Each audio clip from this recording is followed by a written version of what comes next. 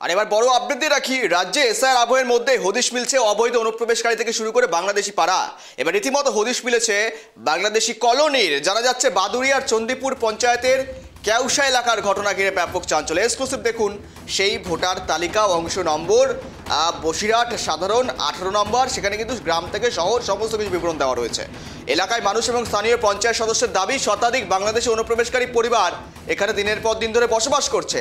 SIR চালু হওয়ার পর এখানে আরও বহিরাগত মানুষ ভিড় জমাচ্ছে। কিন্তু কেন? রীতিমতো এটাকে আশ্রয়খানা না ধর্মশালা? বাংলাদেশি পাড়ার পর কলোনির হদিশ পাওয়া যাচ্ছে। সেখানে দেখুন বস্তা পলিথিন দিয়ে টাঙানো হয়েছে তাঁবু, বস্তি একের পর এক ঘর, যদিও সেখানে মানুষজন লক্ষ্য করা যাচ্ছে।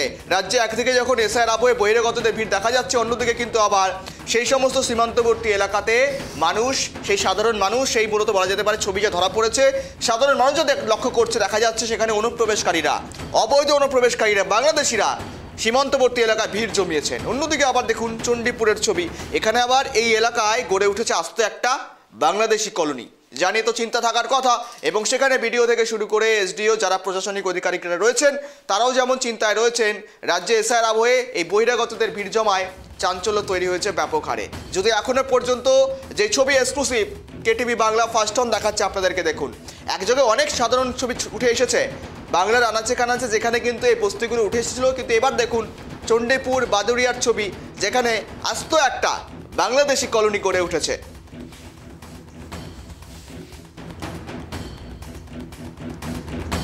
দেখুন ইতিমধ্যে এসআইআর আবহে যেমনটা গতকাল পর্যন্ত আমরা বলেছিলাম, আপডেট দেওয়ার চেষ্টা করেছি, যেখানে এখনো পর্যন্ত যখন 78% পরিমাণে মূলত ডিজিটাইজেশনের কাজ হয়ে গিয়েছে, তখন দেখা যাচ্ছে কি প্রায় নামটা কোথাও ভোটার তালিকা থেকে 28 লক্ষের মতো নাম বাদ হতে পারে, এমনটা স্পষ্টভাবে ধারণা নয়। তবে মনে করা হচ্ছিল 78% পর্যন্ত, কিন্তু 100% কাট হওয়াতে হয়তো সেই সংখ্যাটা আরও তার চেয়ে বেশি লাখ ছুঁয়ে যেতে পারে। আমরা যখন মনে করা হচ্ছিল সে সময় দেখা যাচ্ছে কি রাজ্যের এই এসআইআর আবহের মধ্যেই হদিশ মিলছে যেমন অনুপ্রবেশকারী থেকে শুরু করে বাংলাদেশি পাড়া, রীতিমতো এবার হদিশ মিলছে এই আস্ত একটা কলোনি, যেই কলোনিতে বাংলাদেশের অবৈধরা, বাংলাদেশি অনুপ্রবেশকারীরা এসে ভিড় জমিয়েছেন, দিনের পর দিন থাকছেন, পড়ছেন, খাচ্ছেন, বাদ থাকছে না কিছুই, একেবারে সংসার তৈরি করে ফেলেছেন। বাদুড়িয়ার খোঁজ মিলল বাংলাদেশি কলোনির। ফার্স্ট অন এক্সক্লুসিভ দেখাচ্ছি কেটিভি বাংলায়।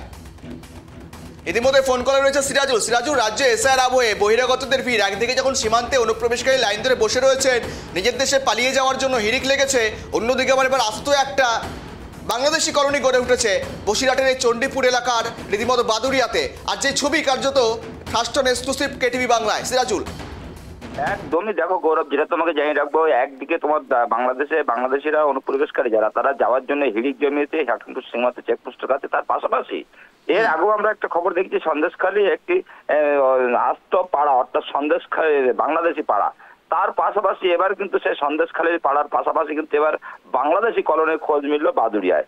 বাদুড়িয়া চণ্ডীপুর গ্রাম পঞ্চায়েতের কেউসা এলাকার ঘটনা। সেখানে বেশ কিছু পাড়া, অর্থাৎ বেশ কিছু কলোনি পড়তে, তারা কিন্তু সেখানে পেপারের সামনে দিয়ে সেখানে দীর্ঘদিন ধরে 8 বছর 10 বছর কেউ বসবাস করছে, এবং তারা কিন্তু আধার কার্ড এবং ভোটার কার্ড সবকিছু কিন্তু বানিয়ে ফেলেছেন এবং সরকারি সুবিধাও পাচ্ছেন তারা। সেই নিয়ে কিন্তু সরব হয়েছেন এলাকার বাসিন্দা।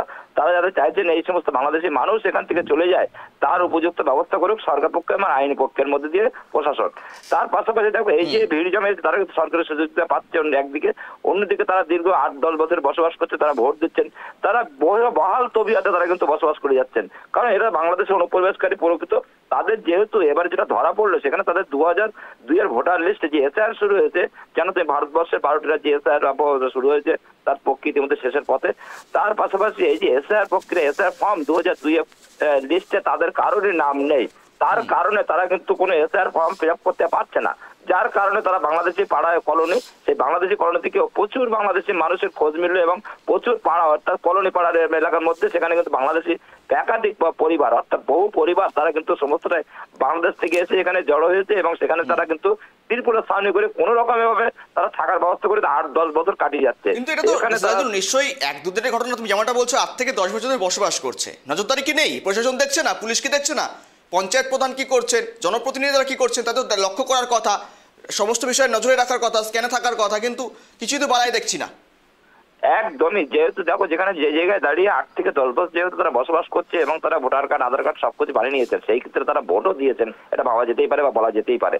সেই ভোট আবহে কোনো যে সময় সেই জায়গায় শাসক দলের পক্ষ থেকে কেন প্রতিক্রিয়া নেওয়া হয়নি, বা বিরোধী দল কিন্তু এটাকে নিয়ে কটাক্ষ করতে ছাড়ছেন না যে তৃণমূল যে ভোট ব্যাংক বাড়ানোর জন্য, ভোট বাক্স বাড়ানোর জন্য তারা কিন্তু প্রকৃতি বাংলাদেশের আশ্রয় দিয়েছে এবং তারা কিন্তু সেখানে বাংলাদেশকে বসবাস করার সুযোগ দিয়েছেন এবং তাদের কাগজপত্র অর্থাৎ ভোটার কার্ড এবং আধার কার্ড বানিয়ে দেওয়ার সুযোগ করে দিয়েছে শাসক দলের পক্ষ থেকে। যার কারণে বিরোধী দলে বারবার কটাক্ষ করছে যে শাসক দল তারা কিন্তু বারবার যে অবৈধ অনুপ্রবেশকারী বাংলাদেশিদের নিয়ে ভোট ব্যাংক বাড়াচ্ছে, সেটা কিন্তু একদিকে যেমন সেই তার প্রমাণস্বরূপ বেরিয়ে আসলো।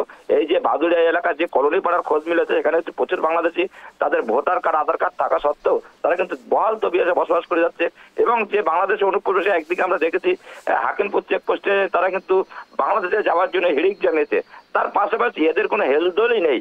তার কারণ দেখো, তারা ভারতীয় নথিপত্র অর্থাৎ ভোটার কার্ড এবং আধার কার্ড সমস্ত নথিপত্র তারা কিন্তু তৈরি করে নিয়েছেন এবং একাধিকবার ভোটও তারা দিয়েছেন। যার কারণে তারা মনে করছে আমরা ভারতীয়, এটাই মনে করে তারা বুক বলে কিন্তু তারা বহাল তবিয়তে তারা কিন্তু বসবাস করছে। এখন দেখার বিষয় এই যে কলোনি পাড়ার যে বাংলাদেশি অনুপ্রবেশকারী যারা আছে তারা এখান থেকে বাংলাদেশে ফিরে যাবে নাকি এরা বসবাস করবে, সেদিকটা করা পদক্ষেপ নজর দেওয়ার জন্য এলাকার ভাষীর মানুষ অর্থাৎ ভারতীয় মানুষ তারা কিন্তু বারবার প্রশ্ন তুলছে যে এই সমস্ত বাংলাদেশি অনুপ্রবেশকারী এদেরকে বাংলাদেশে তাড়িয়ে দেবে, এমনটাই অভিযোগ তুলছে গ্রামের মানুষ। বেশ, নজর রাখো, আপডেট রাখো। ধন্যবাদ তোমাকে সঙ্গে থাকার জন্য।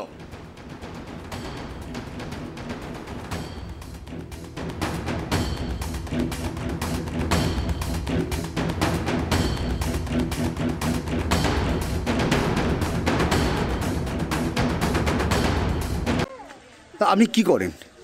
আমরা হ্যাঁ, ওষুধপালা বিক্রি করি। আচ্ছা, বলছি 2002 সালের লিস্টে আপনাদের নাম আছে? হ্যাঁ, আছে, অনেকের আছে। আপনার আছে? আর 2002 সালের লিস্টে নাম আছে? আছে। হ্যাঁ, 2025-এর লিস্টে নাম আছে? আমরা যা বলুন 2002 সালের লিস্টে নাম আছে? আছে তো, সবাই কম বেশি সবারই আছে। হ্যাঁ, এই বিষয়টি আমার জানা ছিল না, আপনি বললেন, আমি নিশ্চয়ই খোঁজ নেব। তবে এই বিষয়ে এতটুকু বলতে পারি যে আজকের দিনে যাদেরকে অবৈধ অনুপ্রবেশকারী হিসেবে চিহ্নিত করা হচ্ছে, এরা যখন ভারতীয় সীমা লঙ্ঘন করে ভারতবর্ষে প্রথম পা রেখেছিল, সেই গাফিলতিও ছিল কিন্তু কেন্দ্রীয় সরকারের তত্ত্বাবধানে থাকা স্বরাষ্ট্র মন্ত্রকের অধীনে থাকা বর্ডার সিকিউরিটি ফোর্সের। আর ভারতে চলে আসার পর তারা যেহেতু ভোটার কার্ড পেয়ে গেছে, ভোটার লিস্টে নাম উঠিয়েছে, সে দায়ও সেন্ট্রাল গভর্নমেন্টের তত্ত্বাবধানে থাকা নির্বাচন কমিশনের।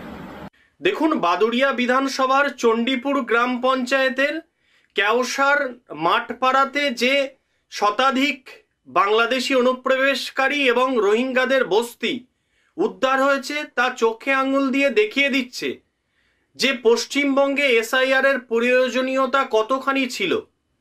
এরা এতদিন ধরে আমাদের ট্যাক্সের টাকায় দেওয়া সরকারি প্রকল্পগুলির সুবিধা ভোগ করত, আমাদের খাদ্য বাসস্থানে ভাগ বসিয়েছে। এদের বিরুদ্ধে আইনানুগ ব্যবস্থা নেওয়ার পাশাপাশি যে সকল তৃণমূল নেতা ভোট ব্যাংকের কথা মাথায় রেখে এদেরকে এখানে থাকতে সুযোগ করে দিয়েছে, তাদেরকে গ্রেপ্তার করে সাজা দেওয়া উচিত বলে আমাদের মনে হয়।